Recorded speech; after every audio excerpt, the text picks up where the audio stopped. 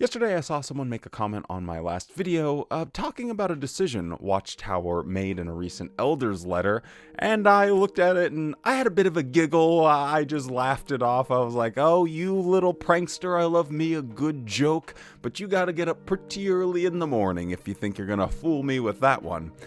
And then today I saw someone comment something similar, and I was like, surely this isn't real. So I decided to call my friend who you guys might know as Ron Pomo. He keeps his finger on the pulse of all things Watchtower, just so maybe we could laugh at this together. And much to my surprise, he immediately started laughing and said, brother, this is real.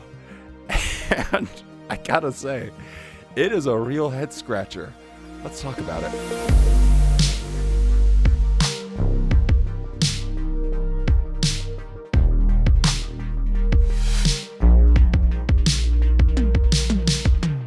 Hello and welcome back to the JW Thoughts channel. My name is Wally, and today we are talking about a recent elders letter that just went out that has a really crazy change instruction for all congregations in the United States branch territory. Quickly, before we start discussing it, don't forget to drop a like on the video and subscribe to the channel. It helps it get out to more people on YouTube and is very much appreciated. With all of that being said, let's talk about defibrillators. Editing Wally here, and I just wanted to give you guys a little bit of a warning. People that haven't been around the channel for so long might not be aware of this because he hasn't reared his ugly head in a while, but there's this evil monster that resides inside me that's called podcasting style Wally. This is where I just start flapping my lips about something, and I don't really edit it as much as I normally would. I just kind of let myself wander and yammer on for a while. So just so you know, this one might be a little bit more rambly than you guys are used to, but I think it's important to intermix this in every so often. And if you do enjoy podcast style Wally, well, I do a podcast twice a month that's uploaded for patrons and members only. With all that being said, podcast style Wally incoming. Announcements and reminders, September 2024. Automated external defibrillators, AEDs at Kingdom Halls. Bodies of elders have at times inquired about installing AEDs at Kingdom Halls. We view life as a sacred gift from Jehovah. However, due to increasing liability concerns, as well as the training and maintenance needed to legally keep these devices, AEDs should not be installed at Kingdom Halls. If there is a medical emergency, attendants should immediately call emergency services. Prompt arrival of emergency services is crucial for timely aid. While emergency services are in transit, any willing attendees who are trained in cardiopulmonary resuscitation can assist if a cardiac event is suspected. If you have an AED in your Kingdom Hall, please remove and dispose of it according to local regulations or the manufacturer's instructions. You may contact your local design/construction maintenance trainer if additional assistance is needed. So you can see why I thought this must be some type of goofy prank or a joke. Because if you think about it for 10 seconds, the obvious thing pops in your head is, why? Why on God's green creation would they do this? Now, let me be clear here. I am no legal expert. I am just some guy on YouTube, a real knuckle dragon nincompoop, if you will. So don't take anything I say as law. I looked up a couple things, but obviously I can't look up every single state and every single thing. Well, I mean, I suppose I could, but it would take a lot of time and I don't feel like it. But anyway, if we get into the realm of speculation about why they're doing this or just discussing, hypothesizing, theorizing why they're making this decision, that's just general conversation and talking points. It remains a mystery to me how sometimes within the EXJW community, and I don't see it anywhere else in my day-to-day life, gets this idea of conversations immediately having to be fact-checked to such a frustratingly irritating degree. Like if you're in a car with someone and it's like, man, feels like there's a Starbucks on every corner. And someone's like, well, factually speaking, there's actually not a Starbucks on every corner. Actually, if you go right here in Washington State, there's a gap of 14 miles. And it's like, well, what does it really matter? Well, if you think about it, you might be misleading people because they could maybe have to stop and go to a bathroom. And what if they have some sort of bladder disease and you might kill somebody? You might kill someone because they think that there's literally a Starbucks on every single corner.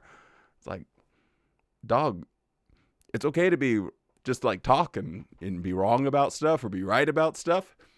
It's all good, man. Anyway, so just when I do inevitably get into my speculating about this, no, I am no expert and I don't claim to be.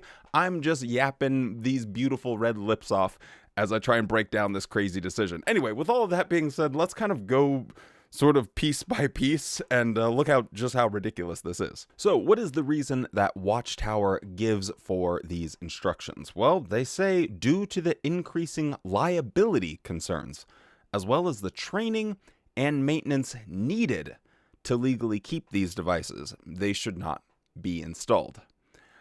Now, again, I'm no legal expert, but I think anyone over the age of like probably 12 has heard of Good Samaritan laws that exist everywhere in this country. I am very confident that the Good Samaritan laws would protect someone if for some reason there were concerns about the misuse of that. But speaking of misuse, how is someone exactly going to misuse these AEDs? If you have ever seen one of these or looked one or done any 1 second of research, you know that they're almost foolproof. Call for help now. Every AED has two things that we always have to remember.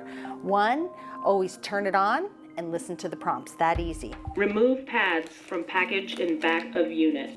Charging. Stand clear. Always stand clear. Make sure nobody's touching the patient. Press flashing shock button. Clear. Shock 1 delivered. And it then is safe to touch the patient. CPR. That's how I sort of think about this. I imagine the first thing that you probably, if you're over the age of 12, you're like, liability. Isn't there Good Samaritan laws? For those of you that maybe don't know what a Good Samaritan law is, I guess we can paint the picture. Imagine I'm out walking my dogs. It's a beautiful Wednesday afternoon and I'm just strolling through. And some kid is out playing on the street and he's got a popsicle or something. And he's eating that thing and then all of a sudden I notice him choking. He's choking on his popsicle stick. His parents are nowhere to be found.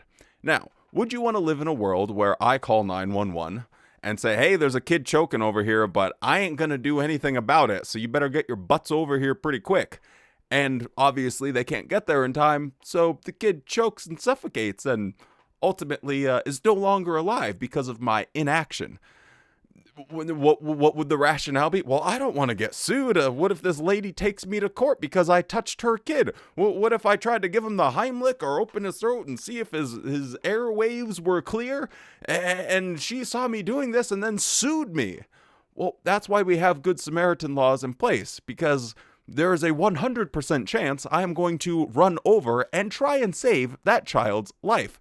If someone's in danger, we would like to, in a civil society, live in a world where responsible people take action in situations like this. If you can see that there is a medical emergency and you take some kind of reasonable action, you are protected by these Good Samaritan laws because you did something. What you don't want is people standing around and saying, are you CPR certified? Well, I mean, I did when I was a kid, but it's been about 5 years and I can't remember. Hold on, let me look up real quick and see if I'm still certified. Oh, well, John, how about you? Oh, man, I'm a retired fireman. I haven't done my training in years. I'm not certified.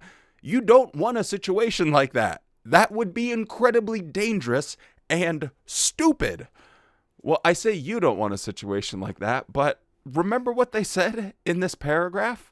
While emergency services are in transit, any willing attendees who are trained in cardiopulmonary resuscitation can assist if a cardiac event is suspected. Are they saying that if you're not trained, you should just do nothing? Is that what I'm reading here? Is Watchtower actually sending out instructions going against all Good Samaritan laws that have been enacted in every state in the Union for the very purpose that we don't want a situation like this where attendees who are trained in CPR can assist? They can. Oh, thank God you have Watchtower's permission to do something in an emergency situation. That is so bafflingly dumb, the way they have written this. And I would not be surprised if they have to update this somehow, because I can't.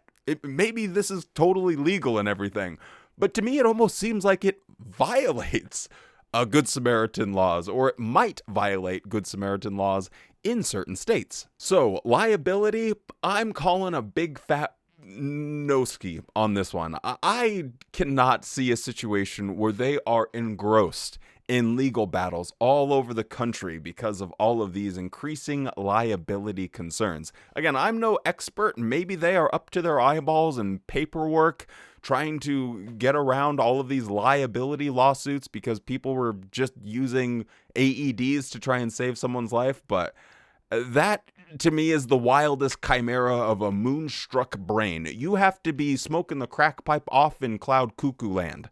But hey, again, maybe I'm the one on the crack pipe. Who knows?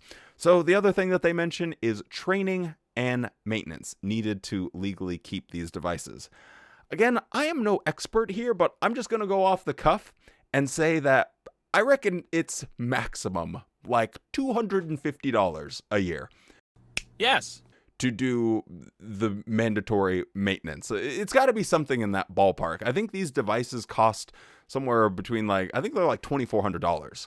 And we do not live in a world where you're going to pay $2,400 for this thing and then it costs like $5,000 a year in order to do just general maintenance. I can't imagine the maintenance is so incredibly burdensome where it's like, oh, we just can't deal with this maintenance.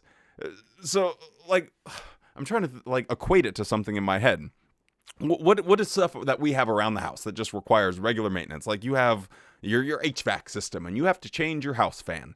So, you get your little house fan, and you're supposed to change that every 6 months. So, you grab your phone, and you put a reminder 6 months from now, and that reminder goes off and tells you to change that filter, and you changed the filter. Maintenance done. Bingo, bango, bongo. You are in the clear. Am I insane? Like when you get a portable air conditioner and it says, hey, change the fan or clean the fan every 3 months. Okay, cool. I plugged it in, so I better set a reminder 3 months from now. Boom, I go and change the fan. Your washing machine. Oh, go and make sure you clean the filter out every 6 months. Okay, set an alarm. Are you telling me that the very lives of Jehovah's Witnesses is not worth someone setting a reminder on their phone to check on something every 6 months?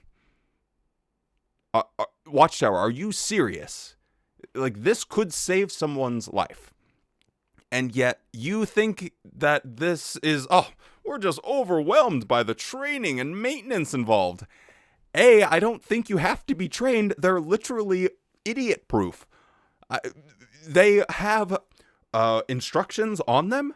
And when you open them up, there's little screens that tell you exactly what to do. They have fail safes involved, so you can't actually just go around. Teenagers aren't going to grab these and start putting them on each other's nipples and zapping each other. It's not going to happen. That's not how these things work. And the maintenance involved is as simple as, this thing has to, be inspected once a year or something like that. You set a reminder on your phone. Done. How is that not worth a human life? Now, I imagine what most people are going to be asking or maybe theorizing is, well, this must cost a lot of money. Surely Watchtower is just too tight-fisted. They are just too cheap, and they don't value human life enough to fork out a few doubloons, a few rupees here, just to save people's lives. And I don't know about all that. So, you know what? Here. We can just do this live and in action, because I promise this will not take more than 10 seconds. So here. How much does an AED cost? Boom. Okay. These bad boys. Move it over here so I don't have to talk sideways. These bad boys seem to cost somewhere between, on the low end, $1,400, on the higher end, $3,400. So let's just do like in between. A decent one seems like they go for like, we'll say $2,400 because then we can do easy math. Okay, so it costs $2,400. Let's imagine a situation where this is a rural kingdom hall where you have very limited amount of usage in that particular hall. So there's 100 people, 100 Jehovah's Witnesses are using this particular kingdom hall, which isn't the case, by the way. In generally speaking, there's going to be like 400 to 600 like active Jehovah's Witnesses assigned to any given hall. But let's just say you're out in the middle of Timbuktu, nowhere. Worst case scenario. Okay. It's, what is it, $2,400. Wait, do these things come with a warranty? How long do they last? I bet we can find that out equally quick. Boom, 8 years. Okay, there's an 8-year warranty on this, so 96 months. So you have 100 Jehovah's Witnesses spending $2,400, or tax-free probably, over the course of these 96 months. That equates to 25 cents per person per month. 20 a quarter. 1 quarter per person. This per year for a kingdom hall, and again, this is in rural nowhere. This is the equivalent of your Netflix subscription spread out over 100 people in the worst case scenario. With the maintenance costs, I cannot imagine this costs more than like $250 like every year or every 5 years even to do just regular normal maintenance. So I call a big old no-ski on this being a financial savings endeavor. I cannot believe that they would potentially embarrass themselves in such a way just to save a truly insignificant amount of money that they otherwise would have just passed off to the congregation itself anyway. And again, when we're talking about if this could potentially save someone's life, and you asked the congregants, around in the branch territory, all of America and the incorporated states, whatever, do you guys want to spend a quarter per month? That way we can have these, and we can offer, people that might have cardiovascular issues a little bit more protection, potentially save a few lives. Is that worth a quarter per month to you guys?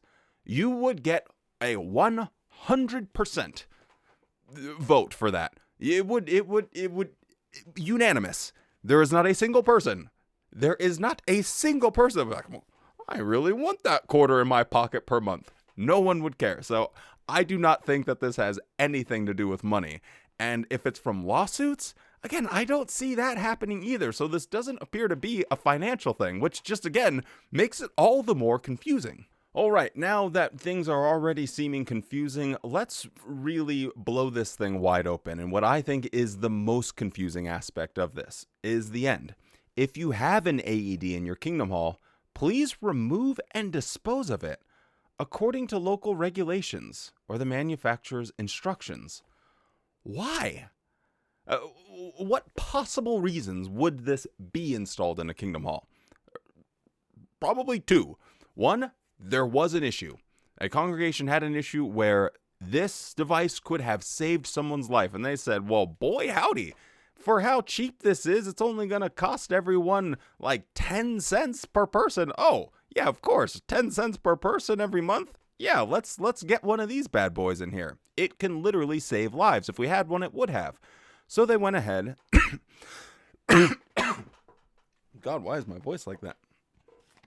Someone need to help me. What if I choked and just actually... Anyway, we won't go there. The other option would be that someone heard of an incident or was just thinking about the situation and thought, I bet we could take some preventative care, or it might be just best practice. There are hundreds of people that use this kingdom hall. They're here for hours at a time. A lot of them are elderly. Sometimes we're out in service where we are walking out in the heat for hours at a time. There might be some situations that this could be a really good idea. And considering just how cheap it is, I think we should install one. So there either is a problem or someone's anticipated a problem and they took action. And Watchtower is saying, no, you trying to solve problems on your own is a bad thing. You stupid little fools. We didn't give you these instructions. Now go take that good idea and throw it in the dumpster. Okay, wait for us to give you some bad ideas. Watchtower literally just spits in people's faces when they try and take reasonable precautions to potentially save someone's life. And to that person, they just poop all over him and say, nope, go and throw that thing away. We didn't tell you to do it. And I think that might be a clue into why Watchtower is doing that. But I'll save the most speculations with spatulas till the very end of this video. But there is one thing that did pop in my little noodle, and that was, well, is Watchtower going to violate any specific laws? So I didn't want to go through every single state, but the first state I thought, if there were going to be a state law, what state would it be in? I was like, probably California. California seems the most likely to have a law requiring these in certain places. And hey, guess what? I was right. So in California, if you have an assembly building with an occupancy of 300 people, or an educational building with an occupancy of 200 or more, or an institutional building with an occupancy of 200 or more, you are required to have one of these. I'm going to hazard a guess that there are a few kingdom halls in the state of California that have occupancies higher than 200 or 300 people. And I bet that they meet that occupancy, especially at times like an annual meeting or the memorial. I remember when we had the memorial, we would have a truly packed house. So I don't know what the legal ramifications of this are, but if you are in the state of California and you want to contact your local fire marshal and just say, hey, got a question for you, big guy. I saw this goofball on the internet talking about these instructions. Is this legal? You know, it wouldn't offend me if you decided to do that on your own, but hey, who's to say? It's your time, do whatever you like. Now, I did look at a couple of other states, and it seemed like they did have protections for certain, like, religious institutions, and I'm not 100% certain if California has some sort of protection against that. But again, whether or not it's legal is kind of like a side quest here, because it's just a dumb idea. Like, we're talking about something very simple for an organization as big as Watchtower, something very cheap, because you can spread it out over so many different people, that it's just a good idea, given all of the circumstances and situation. So, why would Watchtower not go down the route of having a good idea and just letting it stand? Well, a couple things came to mind. When I called old Ron Pomo, the very first thing that popped in my head was they didn't want to have to deal with the judicial committees, because you'd have some newly minted ministerial servant who was the attendee at a meeting, and there would be some situation where, oh no, we have to use this thing, and he panics because they are, I don't know if you guys have noticed, but they are getting ministerial servants younger and younger and younger. So you get some situation where some like 16-year-old, you know, just poops his diaper, doesn't know what to do, is panicking, faints. I don't know what that is, but let's just say perchance that you have a ministerial servant or an elder having to do this, and it's a sister involved. So he has to remove her clothing. Maybe she has a underwire on her bra that needs to be removed, and there's some fondling of the breast.